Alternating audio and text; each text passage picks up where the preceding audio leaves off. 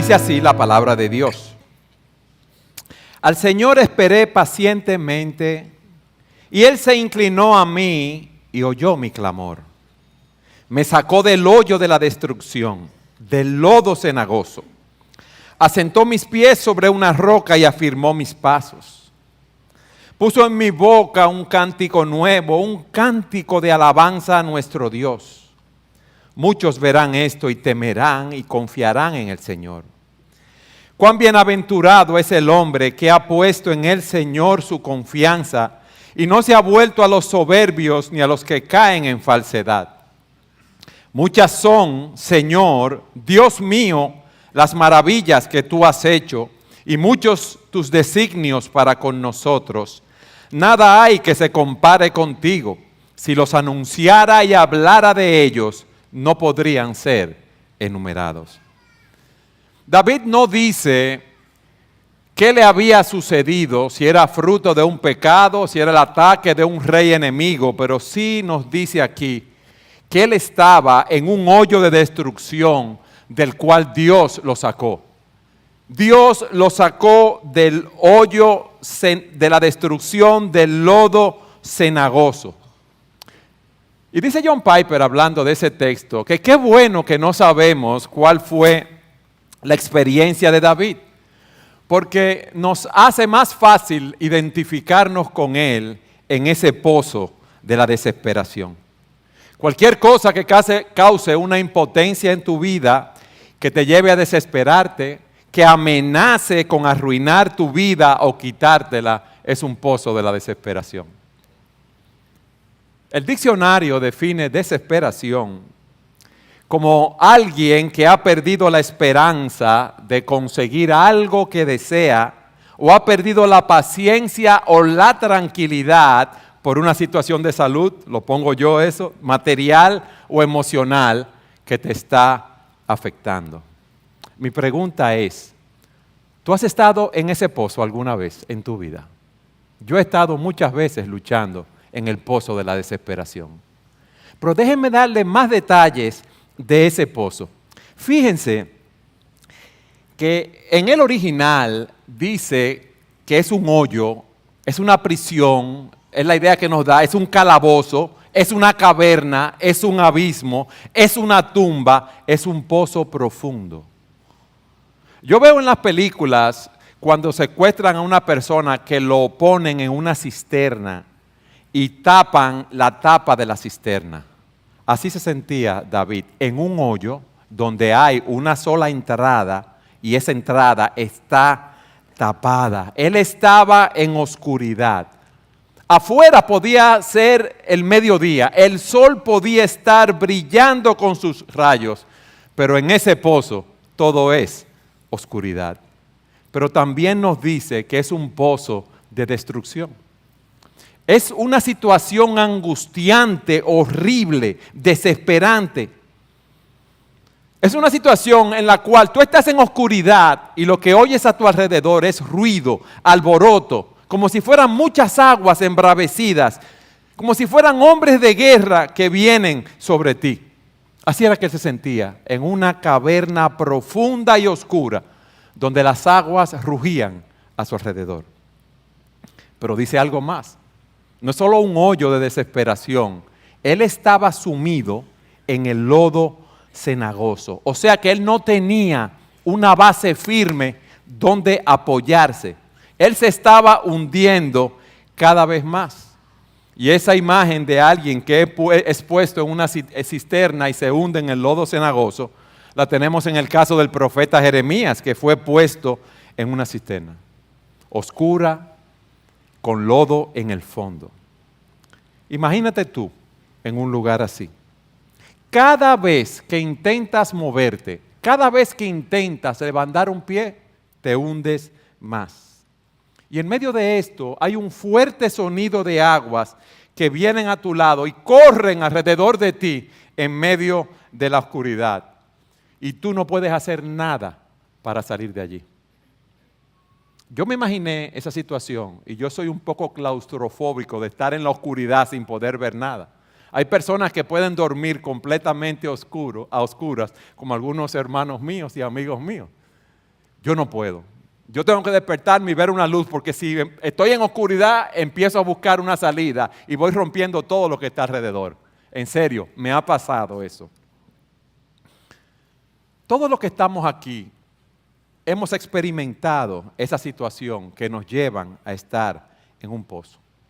Situaciones que han venido a nuestras vidas fruto de nuestro pecado, o hemos sido víctimas por el pecado de otras personas, o Dios en su providencia ha mandado situaciones aflictivas. Hay situaciones grandes y situaciones pequeñas que te pueden llevar a ese pozo de la desesperación. Como decía, el fruto del pecado en tu vida, tu pozo puede ser una mala salud. Ustedes saben lo duro que es despertarse cada día con dolores, con malestares, con no poder cumplir con sus responsabilidades cotidianas, tener que estar tomando medicinas que tienen efectos secundarios, tener que lidiar con la incomprensión de otras personas cercanas a nosotros que no entienden nuestra condición y piensan que lo de nosotros es ñoñería, que eso es mental. O tener que lidiar con una enfermedad terminal que tú tienes o un ser querido tuyo.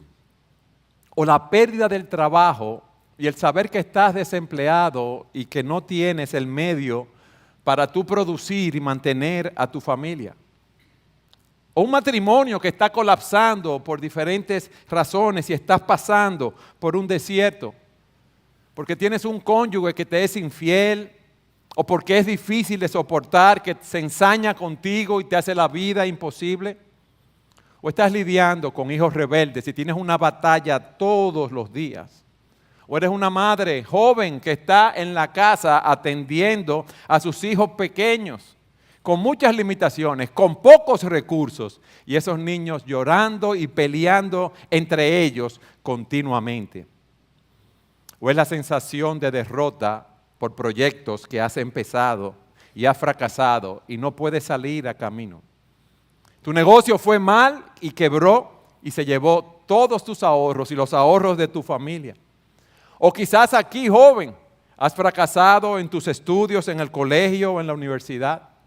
O como decía el pastor Cifrido, el pozo de los malos hábitos, de las adicciones que son destructivas y pecaminosas. Personas que están dominadas por las drogas, por el alcohol. O quizás tienes un temperamento explosivo, patrones de queja, de autolástima, y se te hace difícil relacionarte con otras personas. Esas son algunas situaciones en las cuales nos podemos encontrar. La pregunta es, ¿qué podemos hacer? Lo que David hizo. Y lo primero que debemos hacer es saber que tú y yo debemos esperar en Dios. Esperar en Dios. Y pero qué raro, Eduardo. ¿Y cómo va a ser si yo tengo que ponerme en movimiento para resolver? No, esperar en Dios es lo primero que tengo que hacer. Yo voy a resolver, pero primero debo hacer lo que hizo David. Tú debes esperar en Dios, no importa cualquiera que sea tu situación. Y al esperar en Dios tiene 3 elementos que vemos aquí en este salmo. Fíjense en el versículo 1 lo que dice David: al Señor esperé pacientemente y Él se inclinó a mí y oyó mi clamor. Otra versión dice: puse en el Señor toda mi esperanza, Él se inclinó a mí y escuchó mi clamor. Y otra versión dice: con paciencia esperé que el Señor me ayudara. El primer elemento de ese esperar en Dios es confiar en Él solamente para ser liberados de nuestra situación. Eso fue lo que hizo David. Eso es lo que tú y yo debemos hacer. Poner toda nuestra confianza en el Señor. Poner toda nuestra esperanza en Él. ¿Tú sabes por qué? Porque Él es nuestro único ayudador. ¿Cuál es nuestra primera tendencia? Tengo un problema. Déjame llamar a algún amigo que me ayude a resolverlo. Y él está diciendo aquí, mira, no confíes ni en los amigos, ni en los consejeros, ni en los hermanos, ni en los doctores o en cierta clase de suerte. No confíes en tu cuenta bancaria, no confíes en el seguro médico que tienes en pesos o que tienes en dólares. No confíes en los amigos influyentes que te pueden ayudar a salvarte de esa situación. Tú debes confiar en Dios solamente y en nada ni nadie más en este mundo. Eso es el esperar en Dios. Si ustedes van conmigo al Salmo 62, los versículos 1 y 2, vemos cómo se expresa, cómo el salmista expresa esa confianza en Dios. Dice en el versículo 1, en Dios solamente, únicamente en Él, espera en silencio mi alma. De Él viene mi salvación. Solo Él es mi roca y mi salvación, mi baluarte, nunca seré sacudido. Versículo 5, alma mía, espera en silencio solamente en Dios, pues de Él viene mi esperanza. Solo Él es mi roca y mi salvación, mi refugio, nunca seré sacudido. En Dios descansan mi salvación y mi gloria, la roca de mi fortaleza, mi refugio está en Dios. Versículo 8, confiad, esperad en Él en todo tiempo, oh pueblos, derramad vuestro corazón delante de Él. Dios es nuestro refugio. En Dios solamente está acallada mi alma. Solo Él es mi salvación, solo Él es mi fortaleza, solo Él es mi refugio, solo Él me puede ayudar. Y esa es la conciencia que debemos desarrollar cuando estemos en el pozo de la desesperación. Ninguna otra ayuda es adecuada para nosotros poner nuestra esperanza en ella. Ve conmigo al Salmo 33. Mira lo que dice el versículo 16. Salmo 33, versículo 16. El rey no se salva por gran ejército, ni es librado el valiente por la mucha fuerza. Falsa esperanza de victoria es el caballo, ni con su mucha fuerza puede librar. No sabemos lo que estaba enfrentando el salmista. Quizás se encontraba en un tiempo de hambre, o en un tiempo de guerra, o tenía muchos problemas que lo estaban agobiando. Y quizás bajo la presión en la cual se encontraba, su deseo era resolver sus problemas en la carne, dependiendo de sus propias fuerzas y no dependiendo de Dios. Si era una guerra con los filisteos, él podía haberse tentado a buscar la ayuda de los egipcios para que pelearan por ellos, pero ellos sabían que Dios les había prohibido hacer alianza con pueblos incrédulos. Ellos debían tomar ciertas resoluciones, como tú en este día. Ellos debían seguir cierto curso de acción ante la situación en la cual se encontraban. Y la resolución del salmista aquí fue no dejarse guiar por sus sentidos, por sus emociones, ni por ninguna circunstancia o ayuda carnal. Fíjense lo que dice en el versículo 20. Nuestra alma espera al Señor. Él es nuestra ayuda y nuestro escudo, pues en Él se regocija nuestro corazón, porque en su santo nombre hemos confiado. Sea sobre nosotros tu misericordia, oh Señor, según hemos esperado en ti. Mi confianza está en el Señor. Tenemos el caso también en la Escritura del rey Asa. Había sido un hombre piadoso y cayó en una trampa. Fue un buen rey. Él instituyó muchas reformas allí en Judá. Cuando un ejército lo había invadido, él confió en Dios solo para liberarlo. Pero luego hizo pacto con otro rey para enfrentar al rey de Israel. Y miren, le digo una cosa, le salió bien lo que hizo, le salió bien. Pero un profeta reprendió a Asa por haber confiado en el rey de Siria para ir a pelear contra Israel. Y Asa le fue bien, lo repito, pero él se negó a aprender la lección. Y dice en 2 de Crónicas 16:12, en el año 39 de su reinado, Asa se enfermó de los pies, su enfermedad era grave, pero aún en su enfermedad no buscó al Señor, sino a los médicos. Yo no estoy diciendo con esto que los médicos sean malos. El punto es querer hacer de un médico tu Dios. El pensar que solamente el médico puede sanarte. Se te olvida que cualquier beneficio, cualquier ayuda viene del Señor y el médico es un medio que Dios está utilizando para ayudarte y para sanarte, para sacarte de ese pozo de la desesperación en el cual tú te encuentras. Si tú quieres tener a Dios de tu lado, confía solamente en Él. Tú tienes un fusil en la mano y una sola carga, un solo disparo que vas a hacer. Gasta tu pólvora en el Señor. No tengas otro tiro, por si el Señor me falla, yo lo voy a tirar en otro sitio. No. No tengas un as bajo la manga. Pues nosotros somos así. No tengas un plan B por si el plan A falla. Si tú estás en el pozo de la desesperación, espera en el Señor. Y el primer elemento de esperar en el Señor es confiar en Él solamente. Pero surge una pregunta ahora. Entonces eso significa, Eduardo, que yo me voy a sentar, yo voy a esperar a que Dios me resuelva el problema y yo no voy a hacer nada. No. Porque fíjense que dice en el texto que Él clamó al Señor. Vamos al versículo 1 del Salmo 40. Al Señor esperé pacientemente y Él se inclinó a mí y oyó mi clamor, mi pedido de ayuda, de auxilio.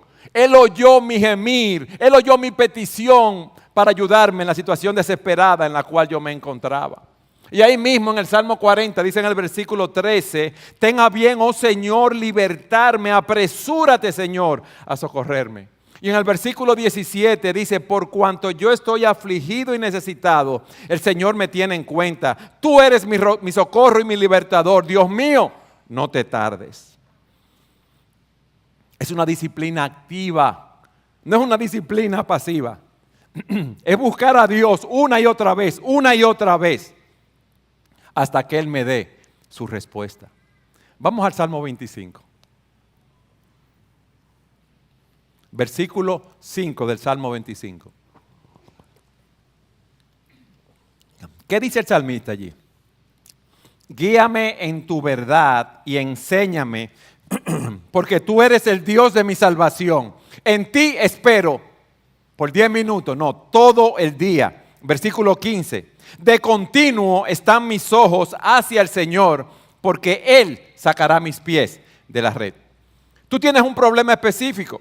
Estás luchando con esa situación. ¿Qué tú tienes que hacer? Cada vez que te acuerdes de esa situación, debes llevarla a la presencia de Dios en oración. Todo el día, continuamente. Eso es lo que tú debes hacer. Porque Dios nos conoce, Él nos creó y se acuerda de que nosotros somos polvo. Y Él sabe cuánta electricidad espiritual nosotros podemos soportar en nuestras vidas, en nuestra fe, en nuestro cuerpo. Dice el Salmo 103, versículo 13, como un padre se compadece de sus hijos, así se compadece el Señor de los que le temen, porque Él sabe de qué estamos hechos, se acuerda que somos polvo, Él sabe nuestra fragilidad. Los alambres de electricidad tienen diferentes números, 0, 1, 2, ¿por qué? Porque eso nos dice el amperaje que pueden pasar a través de esos alambres. Pero aquí que vemos que el esperar en Dios es algo activo. Vayan conmigo al Salmo 69. Miren lo que dice en el Salmo 69 en el versículo 1. Sálvame, oh Dios, porque las aguas me han llegado hasta el alma. O sea, yo estoy inundado, Señor, ya yo no puedo más. Yo tengo el agua en el cuello, ya yo no sé qué voy a hacer. Me he hundido en cieno profundo y no hay dónde hacer pie. Yo no tengo dónde apoyarme. Yo estoy mal. He llegado a los profundos de las aguas y la corriente me anega. Cansado estoy de llamar. Yo estoy cansado de gritar por ayuda. Reseca está mi garganta. Mis ojos desfallecen. O sea que están hinchados de tanto llorar mientras espero en Dios. Y dice en el versículo 10, cuando lloraba afligiendo con ayuno mi alma, esto se convirtió en afrenta para mí. ¿Por qué? Porque se estaban hasta burlando de Él.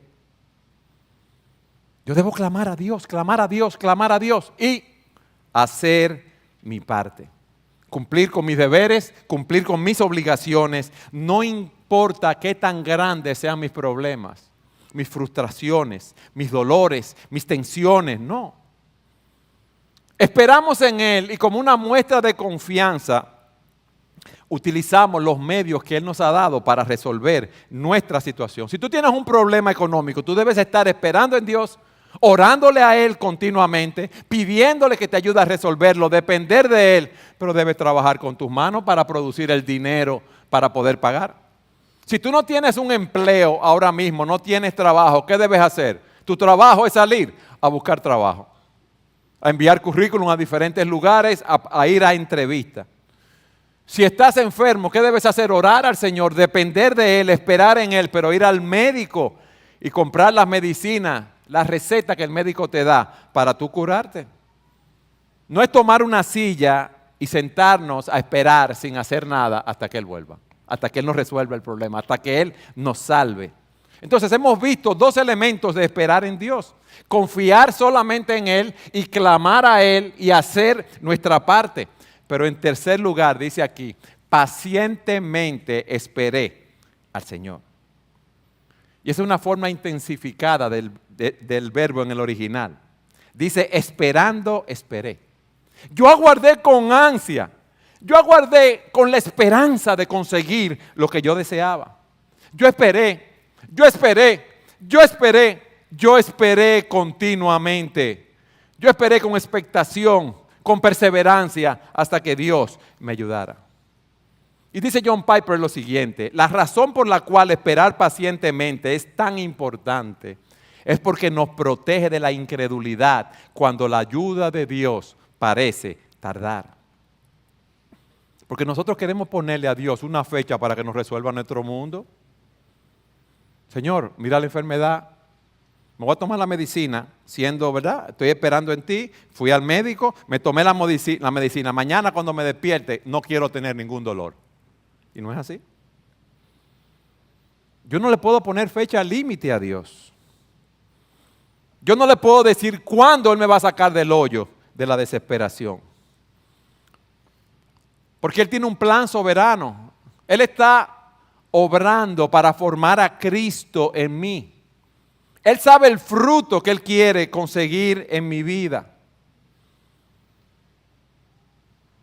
Y debemos aprender a esperar pacientemente. Está duro eso, ¿eh? Uno lo quiere para mañana.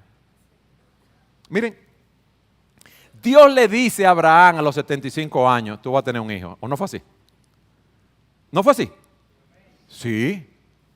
Vamos a suponer que se lo dijo en enero. A los 9 meses nació el hijo. ¿Cuánto tiempo tuvo que esperar Abraham? 25 años que llegara el hijo de la promesa. 25 años tuvo que esperar en Dios. José estuvo preso en Egipto. Y Dios le había dicho que tenía planes con él, que lo cuidaría. ¿Y usted cree que cuando él estaba en la cárcel, los pensamientos que venían a su mente? Lo difícil, lo duro que era eso. ¿Y dónde está Dios aquí? Pero Él tiene planes de paz conmigo. ¿Dónde está? Debemos esperar pacientemente. ¿Tú sabes por qué? Porque Él tiene el derecho de poner sobre mí lo que a Él le plazca. Porque lo que Él pone sobre mí es mucho menos de lo que yo merezco. Y ya Él me ha bendecido con la salvación que me ha dado en Jesucristo. Y por eso yo permanezco tranquilo, paciente frente a Él. Pero esa paciencia implica expectación, esperanza, vivir a la luz de las promesas de Dios, esperar una respuesta de paz. Vayan conmigo al Salmo 130. Salmo 130, versículo 5.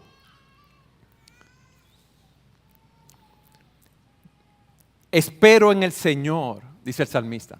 En Él espera mi alma y en su palabra tengo mi esperanza. Mi alma espera al Señor más que los centinelas a la mañana. Sí, más que los centinelas a la mañana. Oh Israel, espera en el Señor, porque en el Señor hay misericordia y en Él hay abundante redención. Él redimirá a Israel de todas sus iniquidades. Espera en el Señor, en Él espera mi alma espera al Señor, Israel espera. ¿Cuántas veces se repite la palabra esperar ahí? Varias veces.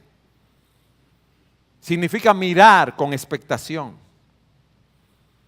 En su palabra debemos tener nuestra esperanza. Nosotros debemos creer en su promesa. Nosotros debemos ejercer fe. ¿Tú sabes lo que es la fe? Creer que lo que Dios dice en su palabra, eso es cierto y se va a cumplir. Eso es la fe. Y él compara aquí su espera a la espera de los centinelas de una ciudad que esperan con ansia los primeros rayos de luz del amanecer. Porque en ese momento vienen los otros militares y los relevan. Yo no sé cuántos de ustedes por una situación u otra, cuidando a un enfermo, por algún tipo de situación, han tenido que amanecer así, para que llegue otra persona a relevarlo. Uno está loco por salir de ahí ya, porque llegue el otro, porque llegue el día para que me cambien. Y así estaba el salmista. En el Salmo 131, vayan allí conmigo. El salmista también estaba en una situación difícil. Él dice, ¿hasta cuándo, Señor, en el versículo 1? Tú me olvidarás para siempre. ¿Hasta cuándo esconderás de mí tu rostro? ¿Hasta cuándo he de tomar consejo en mi alma, teniendo pesar en mi corazón todo el día? ¿Hasta cuándo mi enemigo se enaltecerá sobre mí? Considera, respóndeme, oh Señor, Dios mío. Ilumina mis ojos, no sea que yo duerma el sueño de la muerte. No sea que mi enemigo diga, lo he vencido y mis adversarios se regocijen cuando yo sea sacudido. Miren cómo estaba este hombre, una situación muy difícil. Versículo 5. Mas yo, en tu misericordia he confiado. Mi corazón se regocijará en tu salvación. Cantaré al Señor porque me ha colmado de bienes. Yo le voy a cantar al Señor porque Él me ha hecho bien en el pasado y me va a hacer bien ahora. Yo voy a alabar al Señor porque Él me ha sostenido todo el tiempo en su gracia, porque el Señor me ha defendido de mis enemigos, porque el Señor me ha salvado de todos los problemas y por eso yo voy a esperar y voy a confiar en Él, porque Él me ha dado una muestra patente de su amor por mí. Y la muestra más grande fue cuando envió a su Hijo a morir en la cruz del Calvario por mis pecados. Y es con esa expectación que nosotros debemos esperar en Dios. Dice el salmista en el Salmo 25, ciertamente ninguno de cuantos esperan en ti será confundido. Y dice en el versículo 15, miraré siempre al Señor. ¿Por qué? Porque Él sacará mi pie de la red. Nadie que espere en el Señor, dice el texto, será avergonzado. Y esa es nuestra esperanza, esa es nuestra expectación, que no importa lo que estemos pasando, el Señor nos va a bendecir. Nuestra esperanza no va a ser defraudada. Él va a librar nuestros pies de la red. Por eso nosotros no debemos esperar con pesimismo, con pesadez, sino con expectación, con gozo, con esperanza, mirando a ver lo que Dios va a hacer en su gracia, pero recordando siempre que Él va a hacer lo que Él quiera, no lo que yo quiera. Mi esperanza es que yo no voy a ser avergonzado.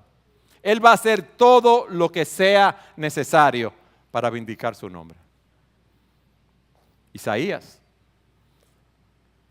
64:4 dice, desde la antigüedad no habían escuchado ni dado oídos, ni el ojo había visto a un Dios fuera de ti que obrara a favor del que esperaba en Él. Oye bien, que obrara a favor del que esperara en Él. Tú sabes todo lo que tú y yo necesitamos en nuestra vida. Tú sabes todo lo que tú y yo necesitamos en este momento, en la situación que estemos atravesando, en ese hoyo, en oscuridad, en el lodo, que Dios obre a favor de nosotros. Y Él está obrando porque Él no nos va a abandonar. El Señor está con nosotros. Entonces, qué gloriosa esperanza nosotros tenemos.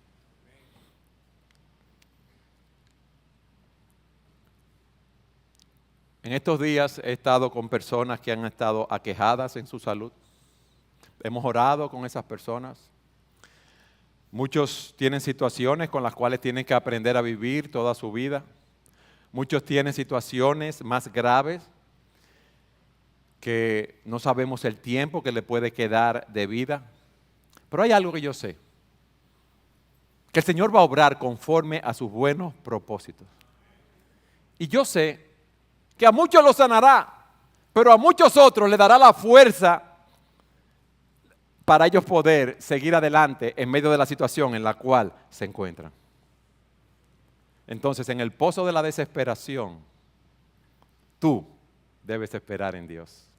Y esperar en Dios es confiar en Él solamente, es clamar a Él y actuar conforme a lo que debes hacer, y es esperar con expectación.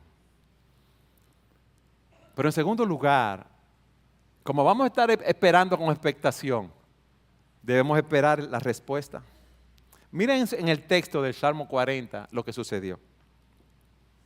Dice el salmista: al Señor esperé pacientemente y Él se inclinó a mí y oyó mi clamor. Me sacó del hoyo de la destrucción, del lodo cenagoso, asentó mis pies sobre una roca y afirmó mis pasos. Versículo 3. Puso en mi boca un cántico nuevo, un canto de alabanza a nuestro Dios. El Señor tuvo misericordia de David. El Señor lo liberó. Cuando el pueblo de Israel estaba cautivo en Egipto, ellos clamaban al Señor, ellos gemían. Ellos gemían a causa de la servidumbre, de la esclavitud en la cual se encontraban. Y dice Éxodo 2:23, y clamaron, y su clamor a causa de su servidumbre subió a Dios. Oyó Dios su gemido, y se acordó Dios de su pacto con Abraham, Isaac y Jacob. Y miró Dios a los hijos de Israel, y Dios los tuvo en cuenta. El Señor está oyendo tu clamor. Él está presente. Él no se ha ido. Se inclinó y me sacó. Yo estaba allá abajo, bien profundo, y Él me sacó, Él me elevó. Él me sacó de ese lodo. Él me sacó de esa inestabilidad. Del foso de la muerte, dicen algunas versiones. Del lodo y del fango. Del lodo y del pantano. Mis amados, Dios los rescató de la situación que él estaba viviendo. Fuese física, espiritual, emocional, material, lo que fuese. Lo tomó, lo sacó. Y dice el texto, me puso, asentó mis pies sobre una roca y afirmó mis pasos. Él me puso en un suelo firme y me estabilizó. Él me puso sobre una roca y la idea queda aquí, Él me puso sobre un peñón, hablando en dominicano. Un peñón grandísimo. Él me asentó ahí. Él me hizo estar de pie. Yo estaba sumido en la profundidad, en el lodo, en la oscuridad, con el rugido de aguas alrededor. Y Él me tomó y me puso sobre una roca y afirmó mis pasos. O sea que a medida que yo caminaba, Él me estabilizó. Él me dejó firme en un lugar.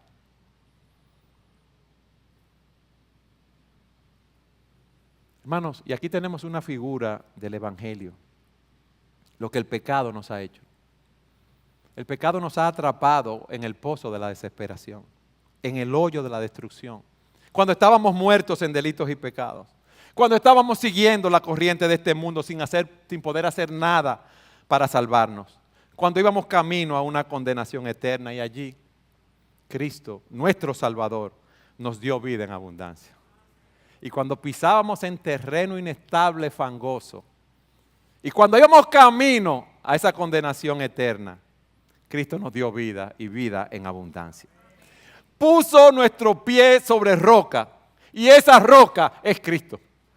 Por eso nosotros debemos esperar en Dios. Por eso la victoria nuestra está asegurada. Porque nuestra roca es Cristo. Y por eso estamos confiados que no importa lo que venga a nuestras vidas, nada ni nadie nos podrá separar del amor de Cristo, por lo cual estamos seguros en Él. Y eso es lo que Pablo dice, ¿quién nos separará del amor de Cristo? Tribulación o angustia o persecución o hambre o desnudez o peligro o espada. Pero en todas estas cosas somos más que vencedores por medio de aquel que nos amó. Porque estoy convencido, dice Pablo, yo estoy convencido de que ni la muerte, ni la vida, ni ángeles, ni principados, ni lo presente, ni lo porvenir, ni los poderes, ni lo alto, ni lo profundo, ni ninguna otra cosa creada nos podrá separar del amor de Dios que es en Cristo Jesús, Señor nuestro. Por eso yo espero en Dios. Por eso yo tengo mi confianza. Porque en Él yo tengo la victoria asegurada. Él es nuestra roca aquí y nuestra roca en la eternidad.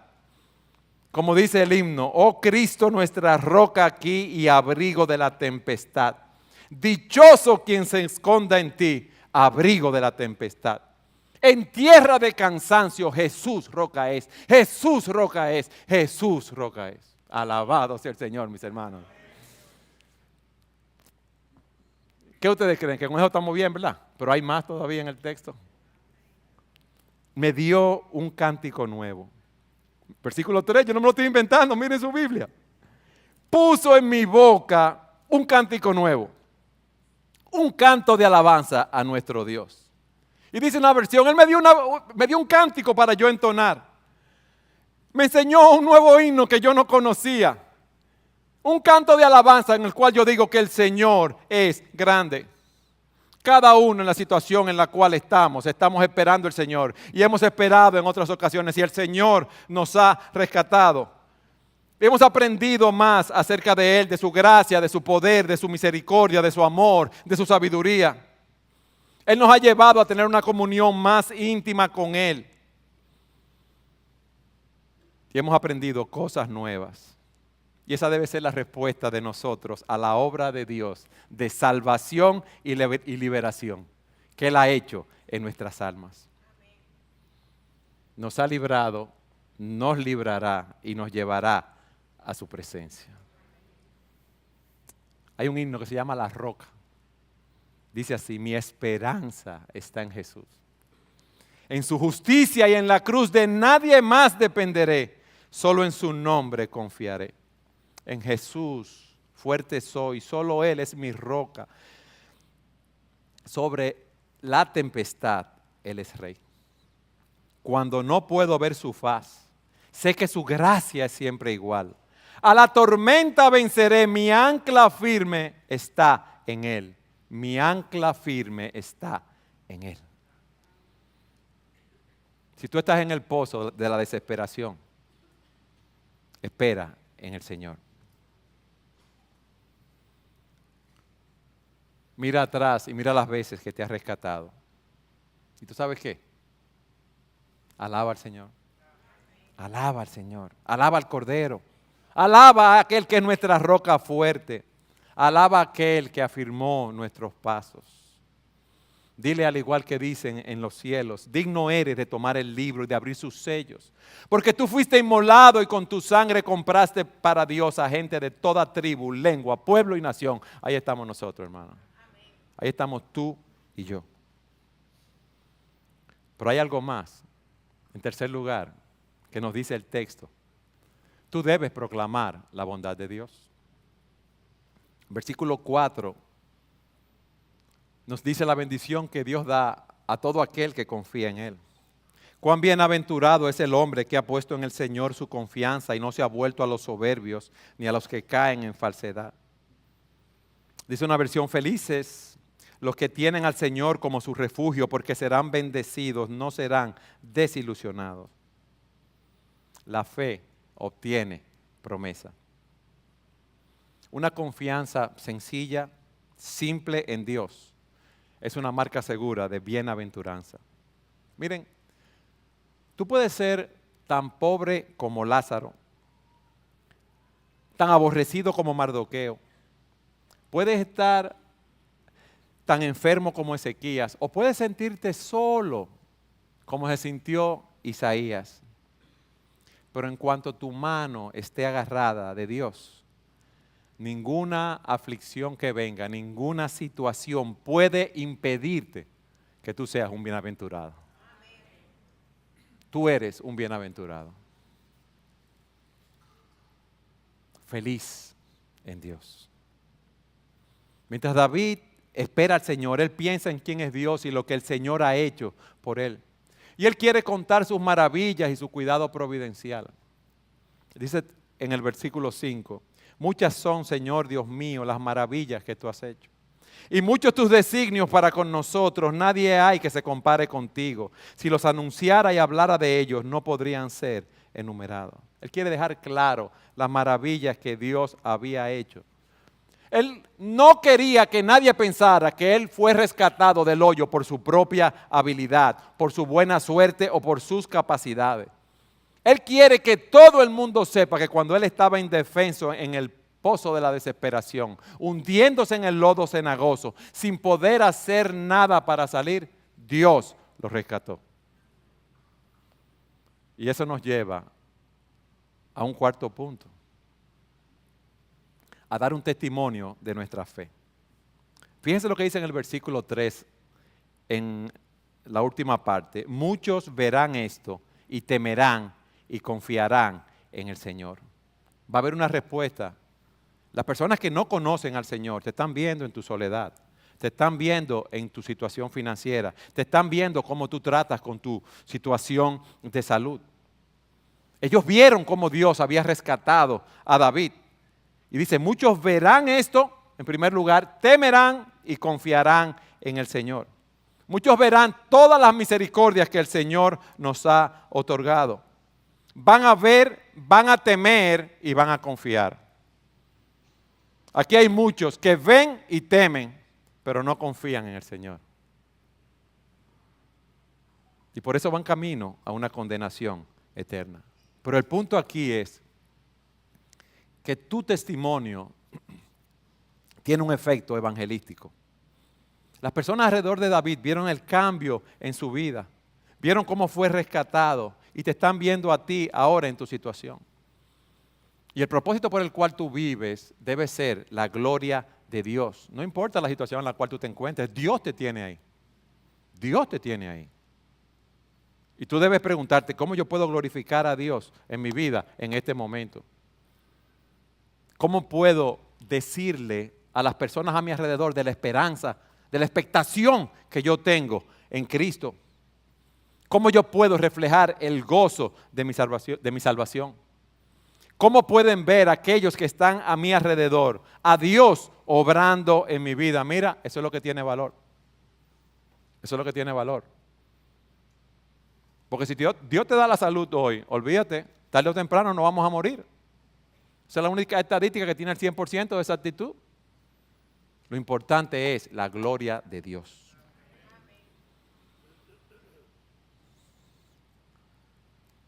Mis hermanos, cuando estén en el pozo de la desesperación, esperemos pacientemente en el Señor. La mayor amenaza que nosotros tenemos, ¿sabe quién es? ¿A qué no me dicen? Nosotros mismos. Esa es la mayor amenaza.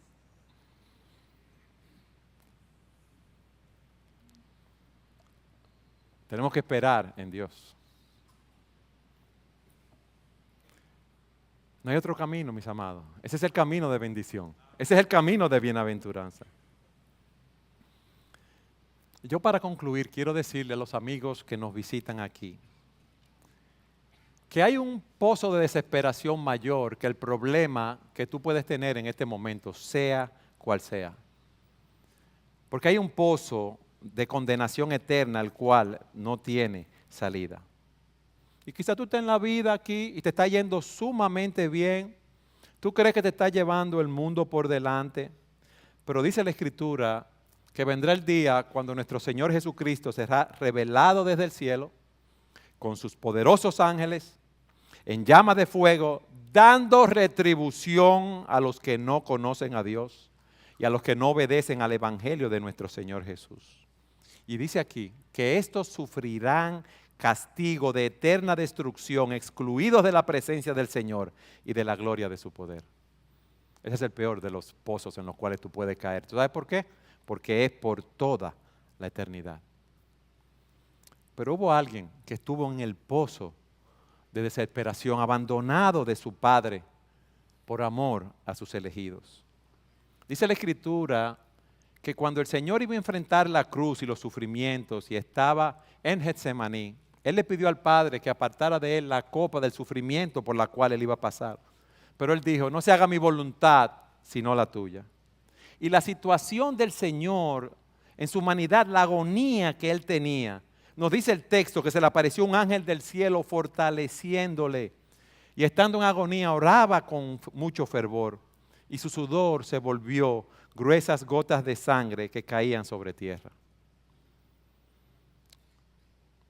Y cuando Él estaba en la cruz, Él clamó, Dios mío, ¿por qué me has abandonado?